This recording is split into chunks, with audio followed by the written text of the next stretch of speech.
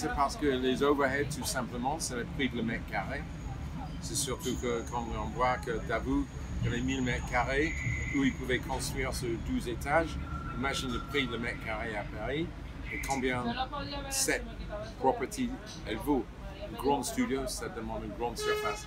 Donc les grands studios à l'intérieur de la ville, ça coûte très très cher.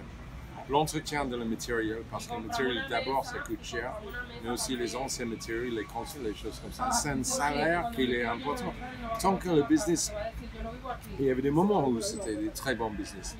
Parce que les maisons de disques, ils avaient les revenus, il y avait le marché de disques, il y avait le moteur de la music business, ça tournait à fond. Et à ce moment-là, les studios faisaient très bien. Il y avait l'expansion. J'ai travaillé dans une dizaine de studios résidentiels qui étaient très très beaux. Et on avait le manoir vers Dax, qui était un superbe studio aussi. Je ne sais pas si tu connais celui-là. Et dans tous les pays, il y avait 3-4 très bons studios résidentiels où tu pouvais installer et faire les choses bien dans un contexte en dehors de la ville. Et eux, ils ont vécu un peu plus longtemps parce qu'ils n'avaient pas les overheads, on dit en anglais. C'est quoi les overheads? Les overheads, c'est plus ou moins les charges. Ah. Pas que les charges salariales, mais aussi par rapport aux taxes d'habitation et tout ce qu'il faut pour le mètre carré à Paris. Electricity bill, climatisation, etc. Le matériel il a un certain nombre d'années de vie. Ouais. Une console, après une dizaine d'années, il faut le changer parce que les composants sont fatigués. Et pour changer une console, c'est $250 000 à l'époque.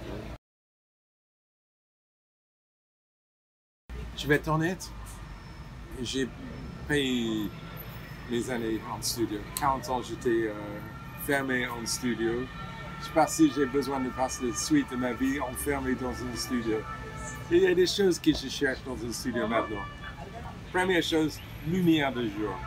Parce que j'ai passé 40 ans enfermé dans les boîtes, air conditionné parfois, on fumait beaucoup, bruyant, oui.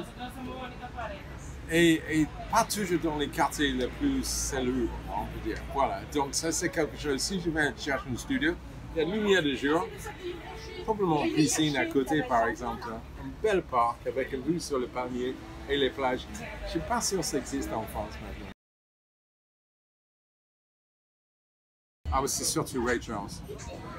J'ai passé beaucoup d'années avec Ray et c'était quelqu'un disons, beaucoup de caractère. Ray, c'était très simple. Moi, je fais mon boulot, toi, tu fais le tien. Et dès que tu assumais sur ton travail, tu avais tout ton respect. Et ça a pris un moment pour gagner un dialogue avec lui, mais quand c'était établi, je trouvais un personnage avec une grande spiritualité, une énorme musicalité. Et quelqu'un qui avait une présence et une manière de communiquer qui était imbattable.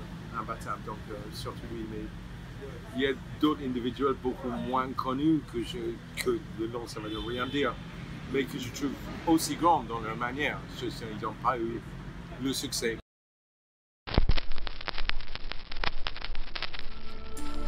But it's more than just another flame. There are things I believe should never be told, no. But you're the only one I wanna hold.